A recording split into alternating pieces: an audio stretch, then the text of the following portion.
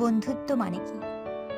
বন্ধুত্ব মানে বয়সের সাথে বয়সের মিল, নাকি কাঁধের সাথে কাঁধের মিল, নাকি বন্ধুত্ব মানে মনের সাথে মনের মিল?